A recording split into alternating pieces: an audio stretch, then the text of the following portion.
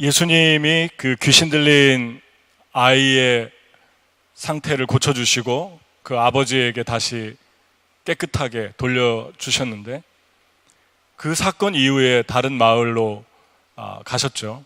그리고 한 사람이 길을 따라오다가 주님이 어디로 가시든지 나는 따르겠습니다, 그런 말을 하게 됩니다.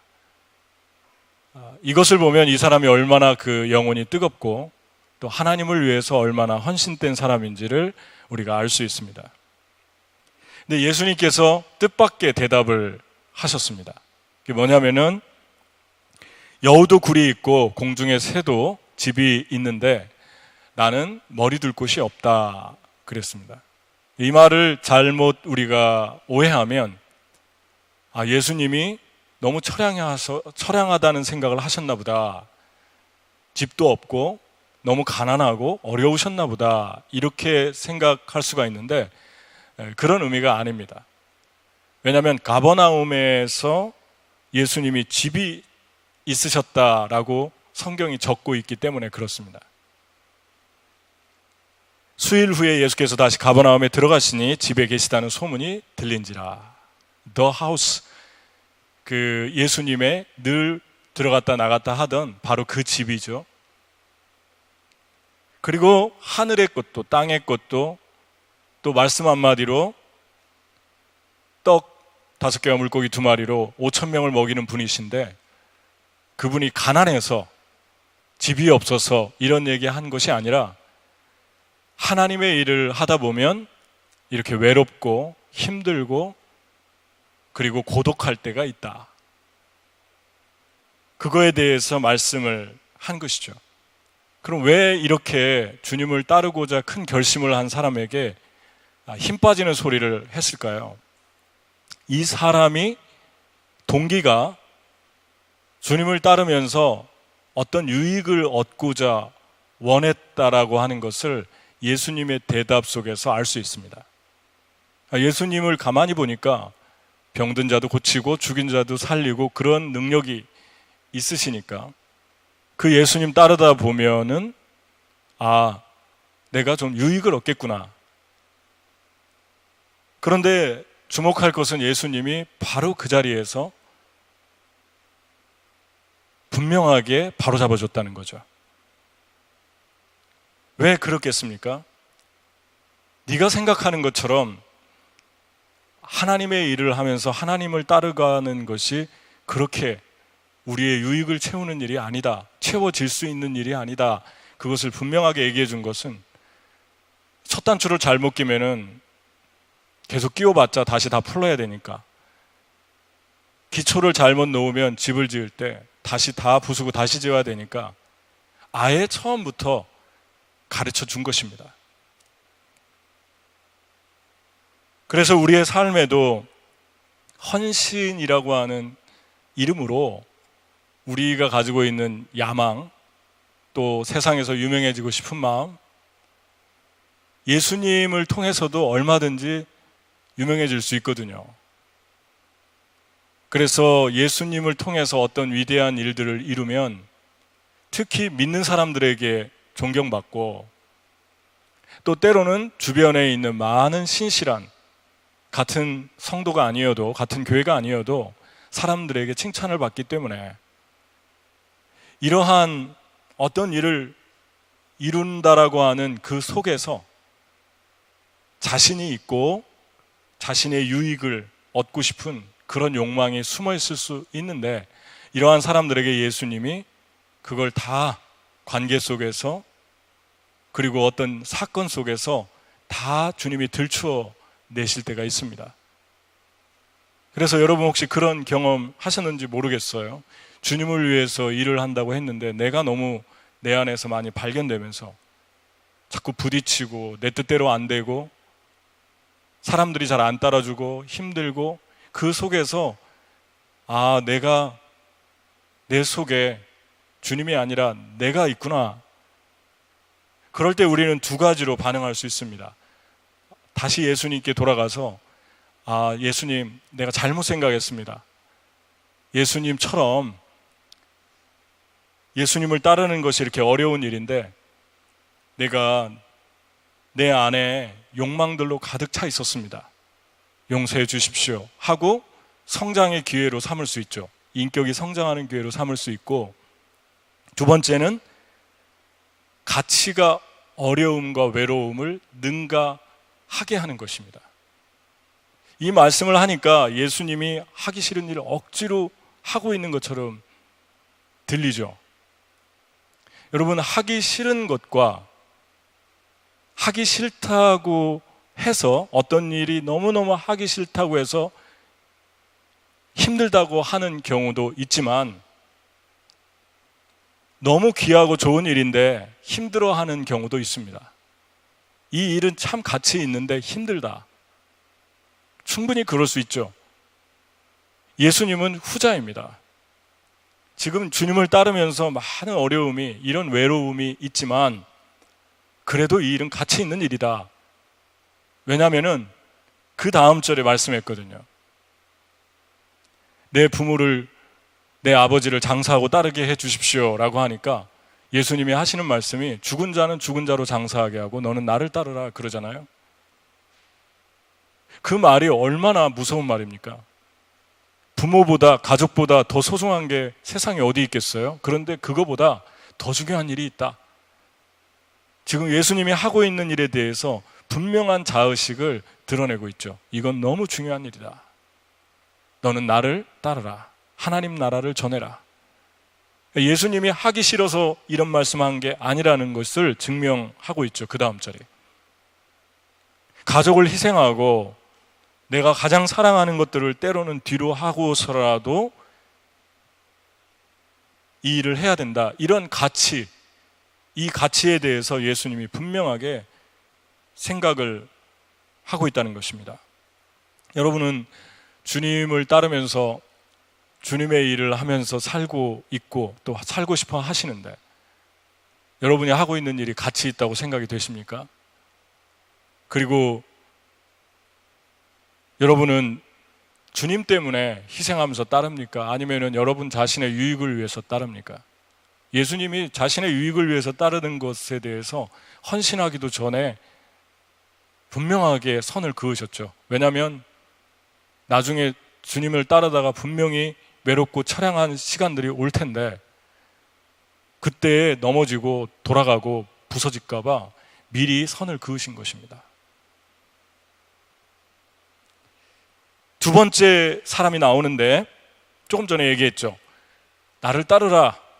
예수님 먼저 얘기했어요. 조금 전 사람하고 다릅니다. 조금 전 사람은 자기가 자원했는데, 이 사람한테는 나를 따르라 예수님이 그러니까 나로 먼저 가서 아버지를 장사하게 허락하고, 그리고 나중에 주님을 따르겠다, 그런 의미죠. 여러분, 이 아버지가 아직 돌아가지 않으셨다는 것을 어떻게 확인하냐면, 그 당시에 풍습이 있는데, 사람이 죽었을 때, 특히 가족이 죽었을 때 7일 동안은 부모가 죽으면 밖에 나가서 사람과 얘기할 수 없게 돼 있어요. 그 풍습 자체가. 그러니까 이 사람의 아버지가 죽지 않았다는 것이고, 아직. 또 하나는 1년 후에, 장사 지낸 1년 후에 뼈를 추려서 상자에 넣어서 구멍에 넣었는데, 그 일이 일어난 것이 아니기 때문에 이 사람은 지금 나중에 기다렸다가 아버지 장사, 아버지 죽으면, 아니면 아버지 돌아가셨는데 1년 후에 지내는 그 풍습을 따라서 내가 아버지 두 번째 장례를 무덤에 잘 모시고 오겠습니다 라고 하는 그런 의미입니다. 그러니까 아버지가 지금 돌아가신 것이 아니라는 거죠. 그때 예수님께서 아주 중요한 말씀을 하셨는데, 그게 뭐냐면 죽은 사람은 죽은 자로 장례를 치르게 해라. 보통 산 사람이 죽은 사람을 장례를 치르는데 어떻게 죽은 사람이 산 사람을 장례를 치르겠습니까? 예수님은 사람을 볼 때 예수님 안 믿고 하나님 안 믿는 사람을 죽은 사람으로 보셨다는 거예요. 너무 어떻게 보면 냉정한 얘기죠. 영원히 죽은 사람이 있고 살아있는 사람이 있는데, 살아있는 사람은 하나님의 음성을 듣고 임재를 느끼고 죄의 유혹은 받는데 죄를 이기고 그리고 평안이 있고 그런 놀라운 은혜가 있지만 죽어있는 사람은 평안도 없고 기쁨도 없고 두렵고 허무하고 그리고 죄의 유혹을 이기지 못합니다. 믿어지지도 않고요. 육신의 본능을 따라서 살아갑니다. 그렇기 때문에 이 죽은 사람을 살리는 것은 아주 시급한 일인데 바울이 AD 58년에서 62년에 로마에 옥에 갇혔을 때 골로새 성도들에게 이렇게 부탁했습니다. 또 하나님께서 전도의 문을 열어서 우리에게 열어주셔서 우리가 그리스도의 비밀을 말할 수 있도록 우리를 위해 기도하여 주십시오. 나는 이 비밀을 전하는 일로 매여 있습니다. 그러니 내가 마땅히 해야 할 말로 이 비밀을 나타낼 수 있도록 기도해 주십시오.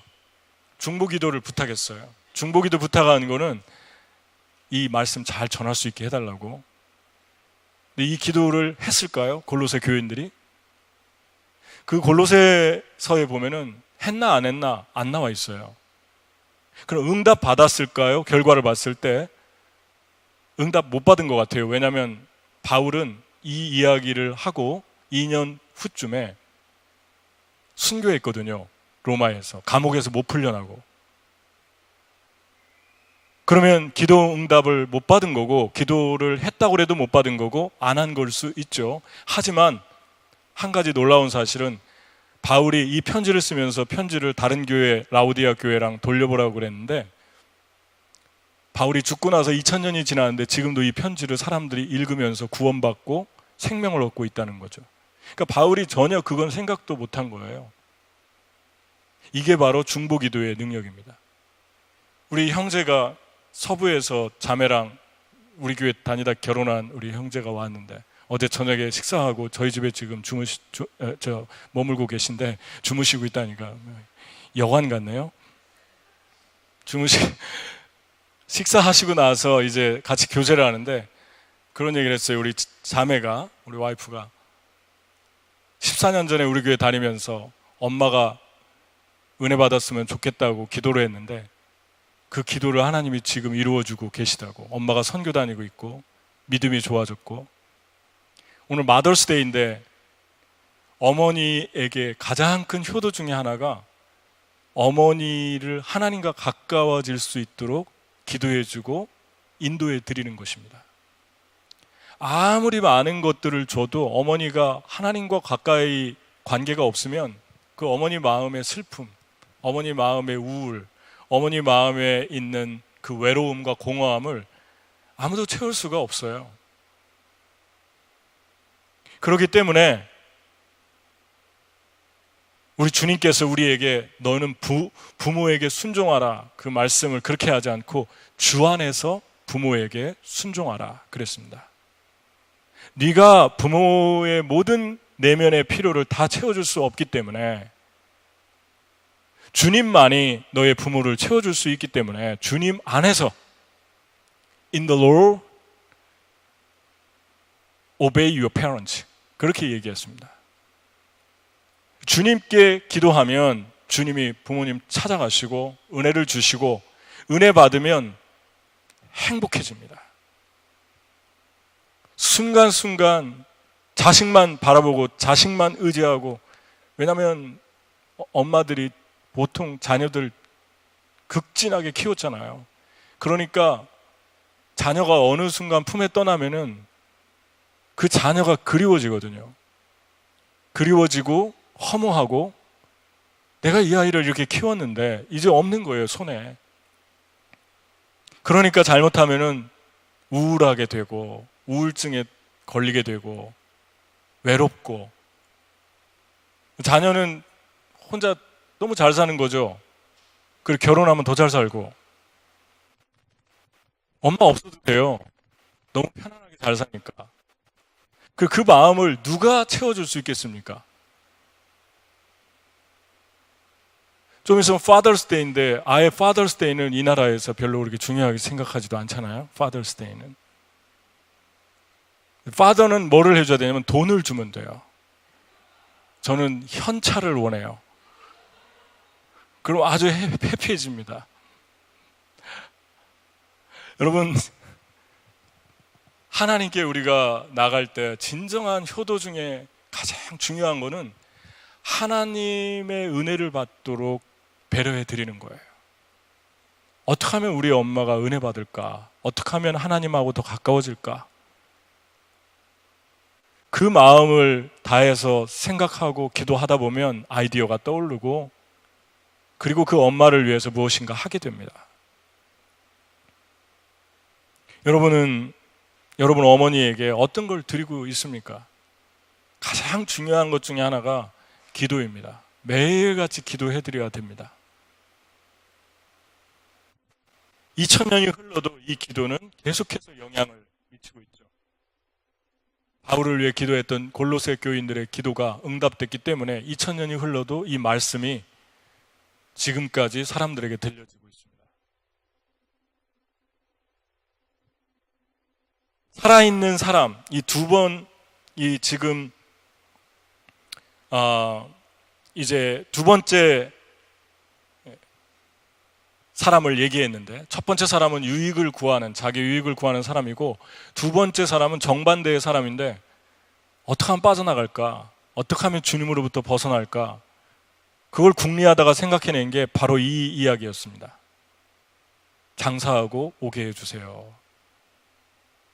그날에 주님께서는 이 이야기를 통해서 예수님의 마음을 드러냈죠. 예수님의 마음이 얼마나 뜨거운가, 살아있는가.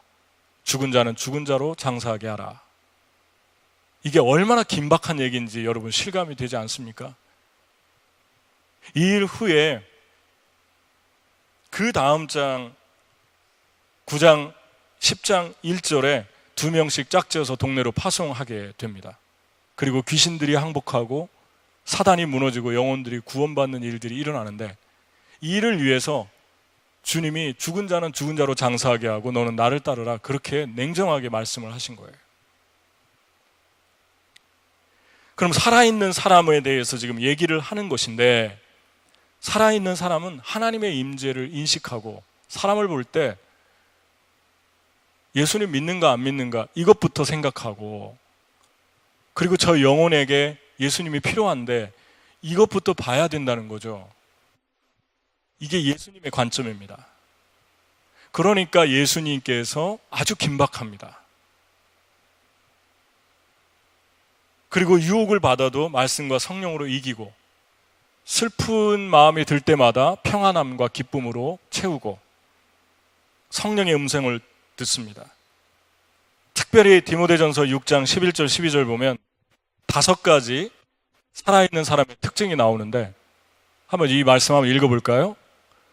오직 너 하나님의 사람아, 이것들을 피하고 의와 경건과 믿음과 사랑과 인내와 온유를 따르며 믿음의 선한 싸움을 싸우라. 영생을 취하라. 이를 위하여 내가 부르심을 받았고 많은 증인 앞에서 선한 증언을 하였다. 이 말씀은 바울이 믿음의 아들 디모데에게 했는데, 첫 번째 말씀부터 크게 와닿습니다. 오직 너 하나님의 사람아, 그랬습니다. 너는 하나님 거다, 그렇게 이야기하는 거죠. 보통 우리는 이 세상에 살아갈 때 내가 어떤 직장이나 어떤 무리나 어떤 커뮤니티에 속했다라고 하는 것에 안정감을 느낍니다. 그 안에서 환영받을 때 자부감도 느끼고 자신감도 느끼고 당당하고 스스로를 자랑스러워하죠. 그런데 내가 사랑스러운 존재다라고 하는 건 느끼지 못합니다. 내가 사랑스러운 존재다라고 느끼는 것이 오직 한 관계를 통해서 오는데, 내가 하나님의 사람이다라고 확신될 때 내가 사랑받는 자인 것을 느끼죠. 이 감정은 만들어낼 수 있는 게 아니에요. 이 생각은 만들어내지 못합니다. 하나님과 우리와의 관계 속에서 오는 그 사랑스러움, 내가 사랑스러운 존재라고 믿어지는 거예요. 오직 너 하나님의 사람아. 그러니까 사랑스럽게 행동하는 거죠. 다른 사람에게도 거부감 가지 않고 사랑스러운 존재처럼 말하고 행동하는데, 본인이 사랑스럽다라고 생각되지 않으면 사랑스러운 행동을 잘 하지 않습니다. 미운 행동 자꾸 하고요. 그리고 되게 거부감 가는 태도를 보이고 그렇습니다. 왜냐하면 본인이 사랑스럽지 않은 거예요. 그러니까 얼마나 그 마음이 황폐하겠습니까? 그러니까 하나님의 사람아, 이 말씀, 나는 하나님의 사람이지, 항상 24시간 가지고 다니는 거예요. 성령의 음성을 들려주시고. 거기에서 하나님의 놀라운 은혜가 시작됩니다. 두 번째는 악한 것을 피하고, 동사가 나오는데 피한다라는 동사가 나오죠. 첫 번째, 악한 것들은 보는 거, 듣는 거, 말하는 거, 악한 것들은 싫어지는 거예요. 그러니까 옛날에는 그런 것에 매력을 많이 느꼈는데 주님을 만나고 성령이 내 안에 들어오시면 못 보겠고, 그렇게 악한 것들이 있는 곳에는 꺼려지는 거예요. 자꾸 피하게 되고. 그게 하나님의 사람들의 삶입니다. 그 다음에 세 번째는 추적하며 삽니다. pursue. 의와 경건과 믿음과 사랑과 인내와 온유를 pursue한다. 따르며 두 번째 동사죠. 첫 번째는 flee, 두 번째는 pursue한다. 믿음, 의, 인내, 온유, 경건, 세상에서 이런 걸 쫓으라고 말하는 데는 교회밖에 없어요. 누가 이런 거 쫓으라고 합니까? 출세와 성공과 부와 명예와 이런 거 쫓으라고 하죠. 주님을 사랑하는 사람들은 내면이 어떻게 하면 예수님 닮을까, 그렇게 예수님 같은 사람들하고 같이 있고 싶어하고, 만나고 싶어하고, 닮고 싶어하고, 그런 소망이 늘 내면에서 일어납니다.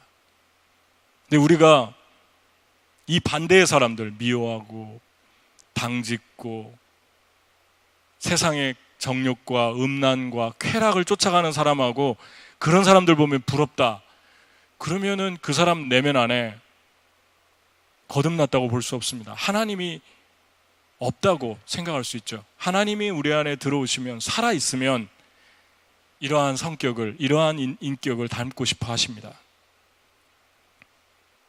세 번째는 믿음의 선한 싸움을 싸우게 되죠. 세 번째 사람이 또 얘기합니다. 이 사람도 두 번째 사람하고 비슷한데, 또 다른 사람이 이르되 주여 내가 주를 따르겠나이다마는 나로 먼저 내 가족을 작별하게 하소서. 이 사람도 빠져나갈 구멍을 찾았는데 내 가족부터 챙기고 오겠습니다. 왜냐하면 10계명 중에 5계명이 내 부모를 공경하라 그러니까 예수님도 어떻게 할 수 없겠지 생각한 거예요. 아마도 예수님 따르다 보니까 자기들이 생각했던 것보다 매력이 없고 손해보는 일이 더 많고 힘들고 외롭고 재미없고 그랬던 것 같아요. 두렵기도 하고. 그러니까 어떻게든 빠져나갈 그 이유를 찾았던 것 같습니다. 이게 믿음의 싸움입니다. 예수님이 또 아주 분명하게 단호하게 선을 긋죠. 쟁기를 잡고 뒤를 돌아보는 자는 내게 합당하지 않다. 그 당시에 한쪽은 막대기, 한쪽은 쟁기를 잡고 고랑을 갈았는데, 뒤를 돌아보면 고랑을 잘 갈지도 못하거니와 넘어지고 삐뚤삐뚤하게 갈아주고 그랬어요. 무슨 말입니까? 뒤에 돌아보지 말아라. 너는 나를 따르라. 지금은 나를 따르라. 그렇게 말씀하시는 것입니다. 그러면 누군가가 그렇게 얘기할 수 있어요. 가족도 죽어 있으면 살려야 되는데, 가족도 살려야지 어떻게 지금 주님만 따릅니까? 죽은 사람들이 죽은 사람 장사하게 하라고 그랬는데, 그쪽에 영혼이 죽은 사람들은 왜 관심을 갖지 않는 거라는 걸 예수님께 반문할 수 있죠. 그런데 예수님은 뭐라고 지금 하시냐면, 한 번만에 모든 걸 할 수 없습니다. 우리는. 여러분이 뉴욕에 있으면서 한국에 동시에 있을 수가 없어요. 그러니까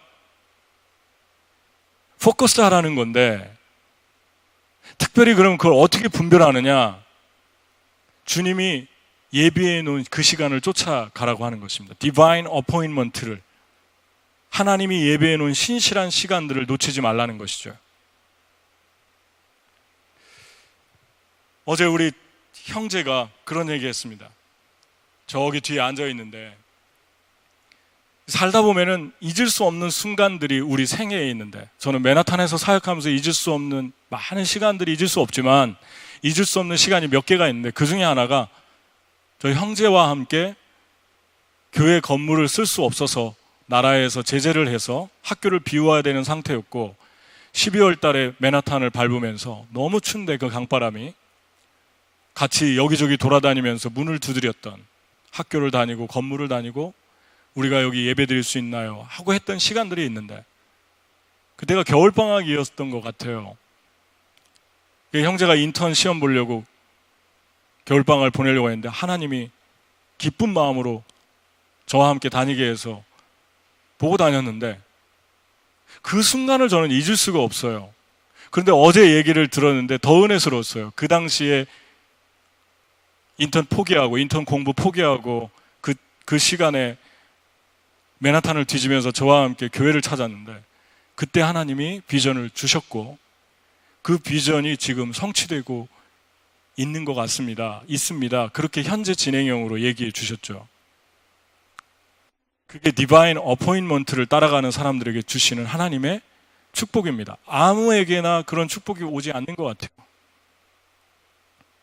저는 뉴욕에 오는 거를 언제 결정했냐면, 태국에 2달 동안 힘든 오지를 다니면서 복음을 전했는데, 태국의 거리를 걷고 있는데 방콕으로 돌아와서 몇 주씩 그 오지를 다니다가 방콕으로 돌아온 시간에 길을 걷고 있는데, 그때 주님이 저에게 마음을 감동을 주셨어요. 뉴욕으로 가라고. 그때 비전을 받은 것입니다. 주님을 따라가다가 보니까 우리 형제가 선교 참 많이 다녔는데, 남미도 가고 몽골도 가고 사우스다코타도 가고, 그 시간들을 통해서 하나님이 말씀해 주신 모든 비전들을 이루어주고 있고, 그것들은 지금도 현재 진행형이다. 왜 그럴까요? 하나님을 순종하고 따라가면, 하나님이 시킨 일을 하면 그 시간에 한 일이 별거 아닌 것 같아도, 인간적으로 볼 때 별거 아니잖아요. 맨하탄 땅 밟기 하고 걸어다니면서 건물 쓸 수 있냐고 얘기한 게 대단한 일입니까 그게? 그런데 주님이 원하시는 시간이었기 때문에 그것에 복종하면, 그것에 순종하면 하나님은 어마어마한 축복을 우리에게 주십니다. 그 시간을 놓치지 말라는 거죠. 이 사람에게 손에 쟁기를 잡고 뒤를 돌아보지 마라. 이 말은 무슨 말이냐면, 지금 내가 너에게 약속한 디바인 어포인먼트가 있다. 그것을 내가 너에게 요구할 때, 그것이 가족들과 가장 사랑하는 사람들과 충돌할 때도 지금은 나를 따라라. 그게 킹덤 원리 프린시플입니다. 여러분, 더 구체적인 얘기도 있지만 직접 들으면 좋을 것 같아요. 예수님이 뭐라고 했습니까? 그 다음에 누가복음 10장 1절을 한번 읽어보겠습니다. 같이 큰 소리로 시작. 그 후에 주께서 따로 70인을 세우사 친히 가시려는 각 동네와 각 지역으로 둘씩 앞서 보내시며, 70명의 사람을 세우고 2명씩 각 동네를 정해줬는데, 예수님이 각 동네 이름을 부르시면서 2명의 이름을 부르시면서 보내는 장면이 떠오르죠. 그런데 이 말씀에서 중요한 말씀 중에 하나가 친히 가시려는 동네에 먼저 보냈다.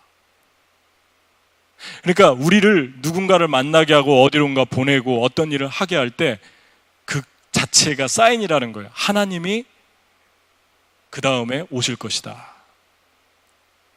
여러분, 그런 확신을 가지고 살아가고 있습니까? 주님이 누구 만나게 하고 주님이 나를 어디로 보내고 어느 특정한 시간에 어떤 일을 하게 했을 때, 하나님이 오시겠다는 사인이구나. 하나님이 이 나라에서 이 사람들에게, 이 그룹에게 어떤 위대한 일을 이루시겠다는 사인이구나. 나를 보내시는 거 보니까. 이런 생각을 하고 만나고 살고 계십니까? 주님이 하고 싶은 일을 하실 때 먼저 하시는 일은 자기 사람들을 보내는 것입니다. 아멘? 얼마나 놀라운 일입니까? 우리 같은 죄인을 살려준 것도 고마운데, 나 같은 것을 쓰시겠다고, 나를 먼저 보내고 내가 너를 보내는 건 내가 가겠다는 사인이다. 아들아, 딸아, 그렇게 말씀하시는 거예요. 그러니까 두려워하지 말아라. 담대함으로 가라. 어떻게 우리가 담대하지 않을 수 있겠어요? 이렇게 말씀하시는데, 아무가 없어도, 대단한 능력이 없어도 하나님이 따라오시겠다고 하는데, 하나님이 그 다음으로 도착하시겠다고 하는데 얼마나 큰 영광입니까? 하나님 사인이 뭡니까? 내가 너를 보내는 그곳이 사인이고 내가 널 만나게 하는 그 사람이 사인이다. 그 말씀을 하시는 거예요. 그러려면 우리의 이성과 감정과 의지가 완전히 성령의 지배를 받아야겠죠. 24시간. 이게 믿음의 선한 싸움입니다. 여러분, 다섯 번째, 영생을 붙들어라 그럽니다. 이 영생은 어떤 영생이냐면 나를 살리신 영생, 다른 사람을 살리신 영생입니다. 영어 성경에 보면 더 분명하게 나와 있죠. 말씀이 영생을 취하라 그럽니다. 영생을 취하라. 여러분은 영생을 취하면서 살고 있습니까? 영생을 취하라는 말씀이 무슨 말씀입니까? 오늘 지금 선한경 안사님이 한국을 갑자기 가게 됐는데 어제 연락이 왔어요. 누나가 언니가 있는데, 젊은 언니인데 아들하고 혼자 사는데, 그 언니가 갑자기 브레스트 캔서 파이널 스테이지고 그리고 폐렴이 됐는데 너무 심각한 상태라고 기도해달라고 왔는데, 오늘 아침에 예배 끝나자마자 갑자기 또 전화가 와서 폐가 다 망가져서 산소 공급이 안 된다고 그렇게 전화가 온 거예요. 근데 이 가정을 너무 잘하니까, 자매가 예수 안 믿었었고 온 가정에서 처음 예수를 믿었고, 우리 교회 와서 제가 복음을 전해서 예수님을 영접했고, 그 뒤로 1년, 2년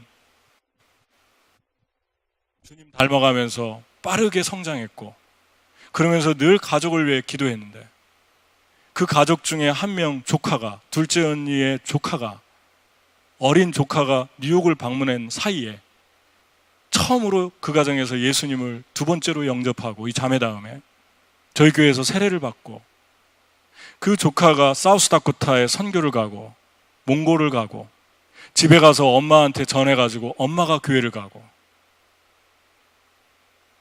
아직 아버지는 구원을 못 받았는데 또 언니가 교회를 가고, 이 놀라운 일 아닙니까 여러분? 얼마나 기쁘겠어요. 본인은 자기 혼자였는데 예수 믿고 조카가 세례받고 그 조카를 통해서 언니들이 구원받고, 얼마나 놀라운 일입니까? 엄마가 또 교회 다니고, 연로한 엄마가 교회 다니고. 그런데 갑자기 언니가 돌아가시게 됐으니까, 예수님 믿은 지 얼마 안 됐는데 얼마나 슬프겠어요. 그것도 고생하면서 혼자 살았는데, 애 키우면서 싱글맘으로 병원 한 번도 안 가고 정기 체크업도 안 받으시다가 갑자기 말기, 그냥 진통제만 먹고 사시다가 말기라고 그렇게 판명을 받았으니까 오늘 저녁에 못 넘길 것 같다고 그래가지고 지금 부랴부랴 떠났는데, 그래도 우리가 소망을 붙들 수 있는 것은, 이런 상황에서 우리가 이런 비슷한 상황을 다니면 소망이 없겠죠. 슬픔이 우리의 영혼을 짓눌러서 살아가기가 힘들겠죠. 근데 소망이 있는 것은, 언니가 예수님 믿었잖아요. 그러니까 천국 가면 만날 수 있는 거죠. 한국에서 떠났던 많은 지체들이, 작년에 제가 보고 싶어서 한국에 갔는데 수련회를 했는데 가도 너무 많이 갔더라고요. 수련회를 가서 보니까 70여 명, 80여 명이 나왔는데, 애들까지 고스란히 거기 앉아 있는 거예요. 그래서 제가 설교하다가 눈물이 너무 나가지고, 천국 가면 그럴 거예요 아마.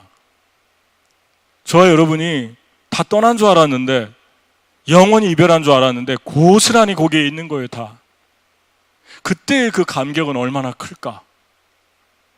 그때의 그 감격은 얼마나 기쁠까? 이게 영생의 소망입니다. 여러분, 세상에서 가장 슬픔 중에 하나가 사별의 슬픔입니다. 사별의 슬픔이 너무 크잖아요. 그러면 우울증에 빠지고, 우울증이 깊어지면 살아가는 게 너무 힘들어져요.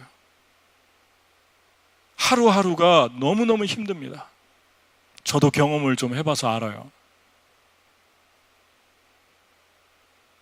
저희 어머니가 미국에 방문하셨다가 제 손에서 돌아가셨는데, 나이도 젊으신데 60에 제 손에서 그냥 돌아가셨는데, 그때의 그 슬픔은 깊은 우울증으로 들어가게 했고, 그 우울함과 더불어 많은 시간을 고통스럽게 살았습니다. 몇 개월 동안 눈에 아무것도 안 들어오고, 어머니가 돌아가시면서 지금 자매 언니도 산소호흡기 꼽았는데, 산소호흡기를 중환자실에서 꼽았는데, 꼽기 직전에 의사가 물어보라고, 어디가 아프냐고. 머리에 피가 샜으니까요. 피가 멈춰야지 수술을 하는데 수술을 못 하는 거예요. 2팩, 3팩이 될 때까지. 의사가 의식이 있을 때 물어보라고 그래서 어디가 아프냐 그러니까 머리가 아프고 가슴이 아프다고. 머리에 피가 새니까 머리가 아프면 이해하는데, 왜 가슴이 아프냐고 물어보니까 아들이 걱정할까봐 가슴이 아프다고. 이게 어머니입니다. 이게 엄마의 마음입니다. 본인의 피가 흘러서 머리가 너무너무 아플 텐데, 코마 상태로 들어가기 직전인데 자식을 걱정하는 거예요. 자식이 나 때문에 슬퍼할까봐. 이게 예수 그리스도의 마음이죠. 여러분, 어버이날 그때 제가요, 그 어머니가 하늘나라로 가시고 나서 죄책감 때문에 너무 못해드린 게만 생각나가지고 밥 먹자고 해도 밥도 나중에 먹자고 그러고. 근데 주님이 어떻게 저를 치료하셨냐면, 제가 너무 그 죄책감에 시달렸는데요, 못해드린 것 같아서. 주님이 저에게 그런 마음을 주셨어요. 나는 이미 너에게 말했다. 이게 무슨 말일까요? 가슴이 아프다. 그게 십자가의 사랑이라는 거예요. 예수님의 사랑. 우리가 죄짓고 쓰러지고 넘어지면 주님이 몽둥이를 들고 엿보다가 틈을 보다 때리려고 엿보는 게 아니라, 쓰러지고 죄짓고 쓰러지잖아요. 그러면은 가장 괴로워하는 게 본인이기 때문에 그 아파하는 모습을 보면서 아파하는 거예요. 예수님이 십자가에서 피 맺힌 피눈물을 흘리면서. 주님이 내가 너를 얼마나 사랑하나 너의 어머니를 통해서 이미 말했다. 가슴이 아프다. 그게 십자가에서 예수님의 음성이에요. 그때 제가 제일 많이 한 얘기가, 엄마 돌아가시기 전에, 엄마 떠나시기 전에 부모님이 이 세상에 존재할 때 잘해드리라고. 결혼한 분들은 아내의 부모, 내 부모 똑같이 잘해드려야 됩니다.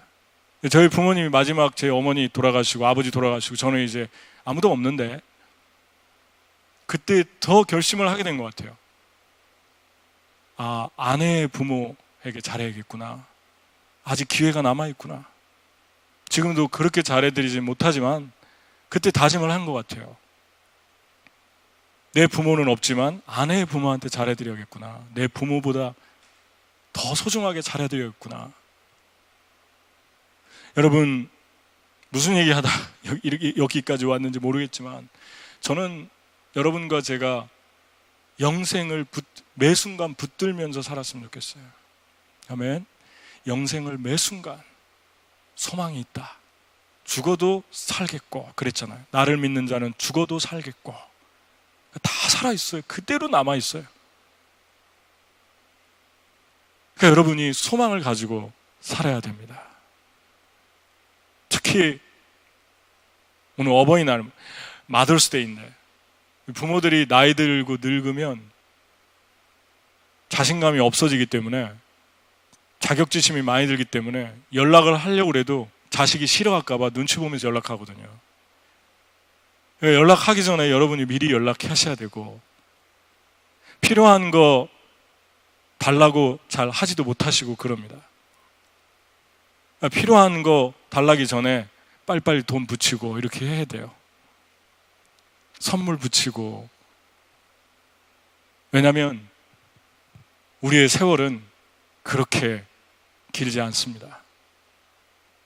그래서 조금이라도 더 잘 해드려야 돼요. 특히 여러분 부모랑 거의 다 떨어져 사는데, 떨어졌으니까 이해하겠지가 아니라 떨어졌으니까 더, 특히 엄마에게 잘하셔야 됩니다. 여러분, 영생의 소망을 우리가 가져야 됩니다. 근데 이렇게 살지 못하게 하는 큰 이유 중에 하나가, 살아있는 사람으로 살지 못하게 하는 이유 중에 하나가, 세상이, 하나님 모르는 사람들이 바보처럼 생각하는 경우가 되게 많습니다. 눈에 보이지도 않는데 믿고, 이게 이성적으로 말이 되는 소리야. 감정적으로 이 순의지가 약한 사람들, 감정이 여린 사람들, 이렇게 믿는 사람들을 치부해 버립니다.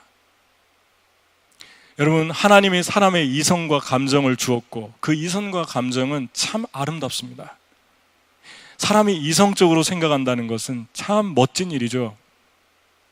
이성적으로 생각하면 분노할 것도 많이 안 하게 되죠. 그런데 이성과 감정이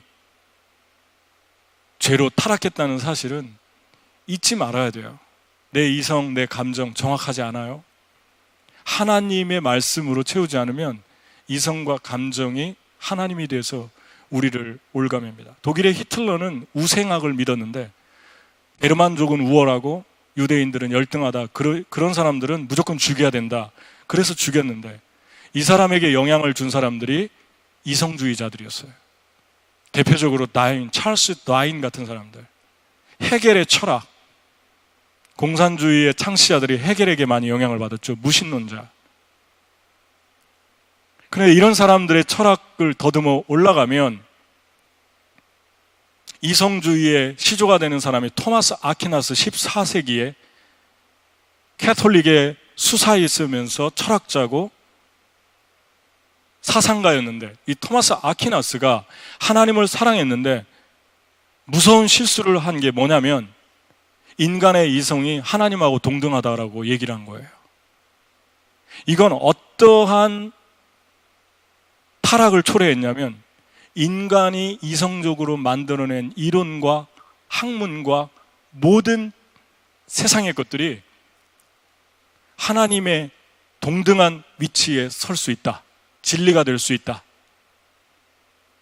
더 쉽게 얘기하면 진화론, 인간의 이성으로 만들어낸 거니까 성경하고 같이 가르쳐야 된다, 이렇게 된 거예요. 이게 이성주의의 뿌리입니다. 이 토마스 아퀴나스라고 하는 사람은 철학가 아리스토텔레스에게 영향을 받았죠. 이성을 하나님 밑에 내려놓아야 되는데 하나님하고 동등한 위치에 올려놓는 거예요. 지금도 예수님 믿는데 이런 분들 가끔 있어요. 이성적으로 용납이 안 되는 거, 이해가 안 가는 거는 안 믿는 거예요. 그러니까 성경에서 이성적으로 말이 안 되는 소리들은 다 빼버리는 거예요. 어떻게 무리를 걸었어요? 절대 무리를 걸은 게 아니에요. 예수님이 부둣가에 서 있었는데 풍랑이 치니까 무리를 걸은 것처럼 잘못 본 거예요. 홍해바다를 어떻게 갈라졌어요? 홍해바다가 갈라진 게 아니라 그냥 그렇게 일시적으로 잘못 착시 현상으로 보인 거예요. 뭐 이런 식으로 전부 이성에 대치되는 건 잘라내버리는 겁니다. 여러분, 그래서 교회 안에서 비기독교적인 것들이 들어와서 혼합을 하게 되고, 그 사상이 인간이 중심이 되는 사상입니다. 근데 이 똑같은 시기에 성경을 강조한 사람이 존 위클리프와 존 후스인데, 영어 성경을 번역했고 지금도 존 위클리프 선교단체가 있잖아요. 이러한 사람들을 화형시켜서 태워 죽이고 그랬습니다. 여러분, 이게 인간의 이성입니다. 하나님 없는 이성은 위험하고 아주 잔인해질 수 있어요. 이 이성이 싫다 그래가지고 18세기 이성주의의 반발에 일어난 게 로맨티시즘, 낭만주의인데, 이 낭만주의의 창시자, 대표적인 사람이 이성보다 경험이 중요하다. 루소입니다. 자연으로 가자. 뭐 나는 자연인이다 이런 거 있지 않습니까? 자연 속에 들어가서 자연에 사는 사람들 조금 다 이상하잖아요. 좀 이상한 사람들 아주 많습니다. 왜 그러냐면 자연주의자들이고 루소의 사상에 영향을 받은 사람들입니다. 체험하고 경험하는 게 최고다. 내가 느껴서 좋은 게 선이다, 진리다. 이게 포스트 모더니즘의 상대주의고 다원론주의로 흘러갑니다. 이 루소의 제자가 타히티에 가서 자기 처자들 다 버리고 마음껏 누려보고 살겠다고, 내가 원하는 거 다 하면서 살겠다고 간 화가 고갱이죠. 우리는 어디로 와서 어디로 가며 우리는 무엇인가. 이 그림을 그리고 나서 이 그림을 가지고 예수님의 복음과 똑같다고, 예수님의 복음에 견줄만 하다고, 예수님의 복음하고 똑같은 위치에 이걸 놓으면서 강조했습니다. 이 사람이 아주 오만하죠. 그러면서 이 타히티 섬에서 젊은 여자들과 쾌락을 즐기며 살다가 마지막 이 그림을 그리고 난 다음에 뭐라고 한 줄 아십니까? 우리는 무엇인가? 오 슬픔이여, 그대는 나의 주인이라. 운명이여, 그대는 얼마나 잔인한가. 그러면서 자살을 시도했는데 성공하지 못했죠. 예수 그리스도가 없으면 마지막은 참 비참합니다. 인간이 신이 되려고 하는 이 낭만주의의 결정체, 이 그림이 바로 그런 그림이죠. 그런데 지금부터 아주 중요한 얘기를 하는데, 미국이 개인주의를 강조했던 루소, 낭만주의죠. 공리설이라고 합니다. 감정을 강조합니다. 이성이 아니라 감정이 느끼는 게 진리고 네 감정이 원하는 거를 해라. Just do it. 이런 게 전부 다 루소 사상에서 나오는 사상입니다. Just do it whatever you want. 그게 진리다. That is truth. 이게 루소 사상이에요. 그리고 이성은, 인간의 이성으로 이해가 되지 않는 것은 진리가 아니다. 이 두 가지 사상을 미국의 교육 철학으로 받아들인 사람이 교육가 존 듀이인데, 존 듀이가 여기 이 두 가지를 합성해서 실용주의를 만들어냈는데, 그게 미국의 아이들 교육의 뿌리가 되었습니다. 그래서 미국의 교육은요, 실용적이고 발전성 있고 유용하고 민주성이 있으면 무조건 그게 진리인 거예요. 하나님 보시기에 악인데도 그게 다수가 원하고 감정적으로 좋고 실용적이고 결과가 좋으면, 외적으로 볼 때 그게 좋으면 가치 있다고 채택하는 거예요. 이 사상이 이성주의와 감정주의를 섞는 것입니다. 이 속에서 여러분 자녀들이 교육받고 있는 거예요. 그러면 이렇게 큰 애들은 어떻게 되느냐? 낭만주의의 개인주의적인 삶, 네가 하고 싶은 거, 네가 원하는 거 남 눈치 보고 다 하라, 뭐 그렇게 낭만주의는 가르치니까요. 나중에 이 사람들이 이야기하는 게, 계약 결혼하기 전에 같이 살아보고 살자. 그리고 맘 맞으면 결혼하고 그렇지 않으면 결혼하지 말자. 실용적으로 흘러갑니다. 하나님과 대치돼도 하는 거예요. 이런 사상을 교육받았기 때문에. 그 다음에 진화론,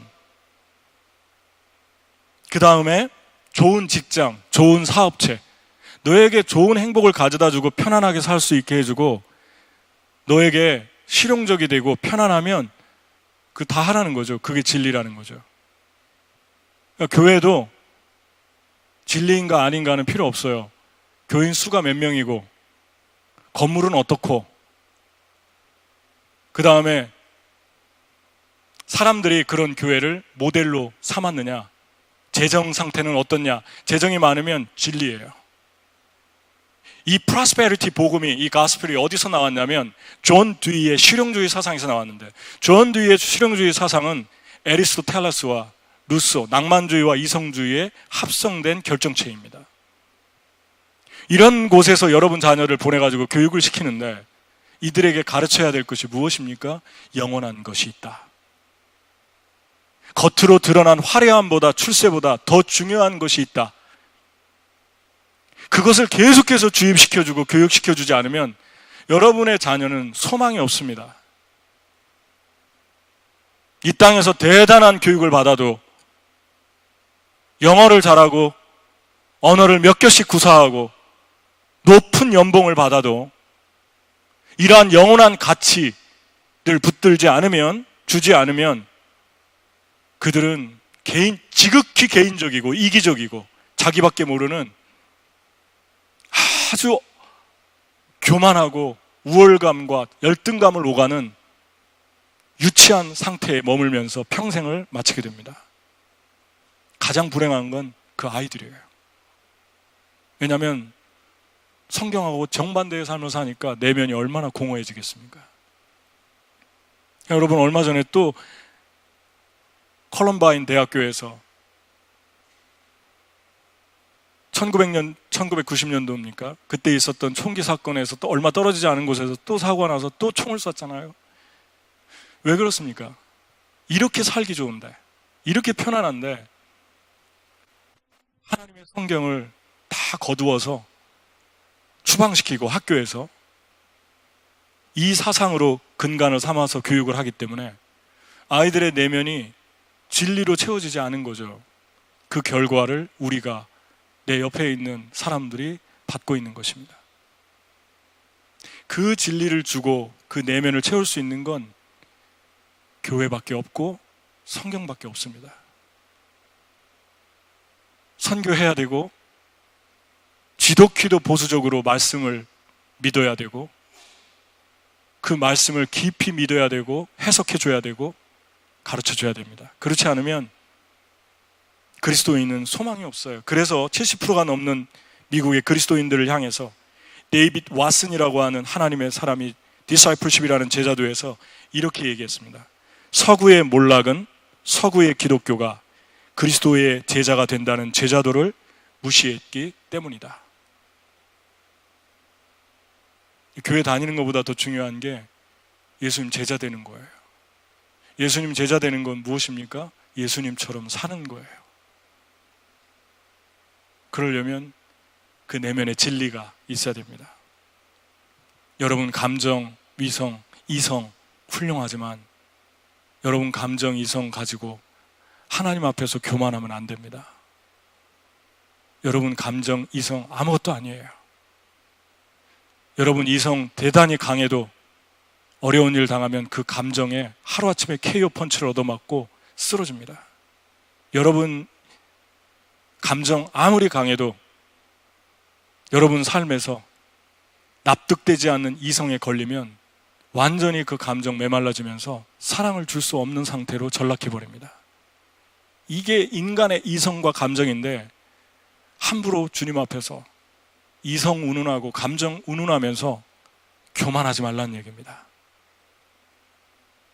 이성과 감정에 깔리는 날이 올 수 있기 때문에 주님의 말씀으로 채우십시오. 주님의 진리를 붙드십시오. 겸손하십시오. 같이 기도하겠습니다. 이 시간에 우리